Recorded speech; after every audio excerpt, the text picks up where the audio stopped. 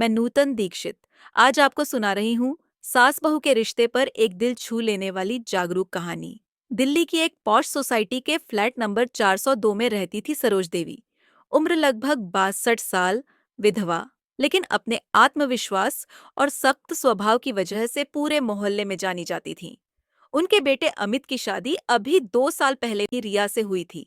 शुरुआत में सब कुछ ठीक ठाक चला, लेकिन धीरे धीरे घर का माहौल बदलने लगा। रिया को लगता था कि सास की दखलंदाजी बहुत ज्यादा है। मम्मी जी, आपको हर बात में बोलने की क्या जरूरत है? अब घर में संभाल रही हूँ। रिया अक्सर ताना मार देती। सरोज देवी चुपचाप सब सुन लेती। उन्हें पता था कि बहू में थोड़ा एटीट्यूड है, लेकिन अमित के लिए सहन करती रही। रिया की असली चालाकी तब सामने आई जब उसने अमित को धीरे धीरे माँ से दूर करना शुरू किया। कभी कहती, तुम्हारी माँ तो पुरानी सोच वाली है, तुम्हें समझना चाहिए। कभी रोकर कहती, मुझे लगता है आपकी माँ मुझे पसंद ही नहीं करती। धीरे धीरे अमित माँ से कम बातें करने लगा। सरोज देवी को यह बदलाव चुभता था, लेकिन वो बेटे की खुशियों के लिए चुप रहती। एक दिन रिया ने अमित से कहा, हमें यह फ्लैट अपने नाम करवाना चाहिए। आखिर सब कुछ तुम्हारा ही तो है। मम्मी जी के बाद किससे मिलेगा? अमित पहले हिचकिचाया, लेकिन रिया ने भावनात्मक दबाव डाला और उसकी सोच बदल दी।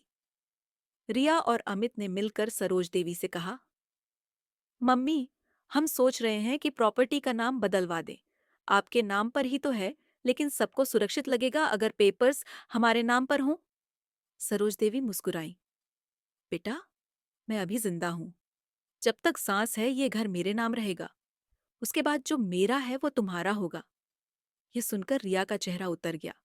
उसने ठान लिया कि अब वो सास को किसी न किसी तरह नीचा दिखाएगी। रिया ने सोसाइटी की कुछ औरतों से मिलकर सरोज देवी के खिलाफ अफवाहें फैलानी शुरू कर दी। आपको पता है, मम्मी जी तो हर छोटी बड़ी बात में दखल देती हैं, यहाँ तक कि हमारे कपल लाइफ में भी। धीरे धीरे सोसाइटी में सरोज देवी की इमेज गिरने लगी। लोग फुसफुसाकर बातें करने लगे। अमित भी अब खुलकर माँ का पक्ष नहीं लेता था, लेकिन सरोज देवी कोई साधारण औरत नहीं थी। उन्होंने जिंदगी में कई मुश्किलें देखी थी। उन्होंने तय किया कि अब वो भी एक चाल चलेंगी। एक दिन उन्होंने जानबूझकर सोसाइटी के ग्रुप में लिख दिया, जल्दी ही मैं अपना घर किसी एनजीओ को दान करने वाली हूँ, ताकि यहाँ बुजुर्गों के लिए ओल्ड एज केयर सेंटर बन सके। ये मैसेज पढ़कर सोसाइटी हिल गई और रिया, उसके तो होश उड़ गए।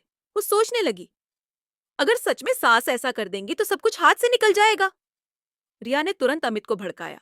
देखा, मैंने कहा था ना, तुम्हारी माँ हमें कुछ नहीं देना चाहती। अब सारा घर एनजीओ को दे देंगी, हम कहाँ जाएंगे? अमित गुस्से में माँ से भिड़ गया। मम्मी, ये सब क्या है? आपने हमें क्यों नहीं बताया? सरोज देवी शांत स्वर में बोली। बेटा, जब घर के लोग ही अपना न माने तो बाहर वालों को ही देना ठीक है। रिया ने खूब नाटक किया, रोना धोना मचाया। मम्मी जी, मैं तो आपको अपनी माँ मानती थी, आपने हमें धोखा दिया। पूरा सोसाइटी ग्रुप इस तमाशे का मजा ले रहा था। अब सरोज देवी ने अपना असली पत्ता खेला। उन्होंने सबके सामने कहा, असल में मैंने ये मैसेज सिर्फ टेस्ट के लिए लिखा था। मुझे देखना था कि मेरी बहू और बेटा मेरे बिना इस घर की कीमत कितनी समझते हैं। सब लोग चौंक गए। सरोज देवी ने आगे कहा, मुझे घर से ज्यादा रिश्तों की कीमत है, लेकिन रिया, तुमने इन रिश्तों को प्रॉपर्टी के पेपर से तोल दिया। सोसाइटी की औरतें जो पहले रिया का साथ देती थीं, अब उसी पर ताने कसने लगीं। अमित भी शर्मिंदा हो गया। रिया की सारी चालाकी उसी पर उल्टी पड़ गई। सोसाइटी में उसकी इज्जत मिट्टी में मिल गई। अमित ने माँ से माफी मांगी और समझ गया कि रिश्ते प्रॉपर्टी से कहीं ऊपर होते हैं। सरोज देवी मुस्कुराते हुए बोली, घर की असली मालकिन वो नहीं जो पेपर पर नाम लिखवा ले, बल्कि वो है जो घर के रिश्तों को संभाल ले। रिया चुप हो गई। ड्रामा खत्म हुआ, लेकिन सबक सबको मिल गया। रिश्ते जब लालच की बुनियाद पर खड़े हों, तो घर कभी मंदिर नहीं बन सकता। अगर आपको भी लगता है कि लालच से रिश्ते बिगड़ जाते हैं, तो इस कहानी को ज्यादा से ज्यादा शेयर कीजिए।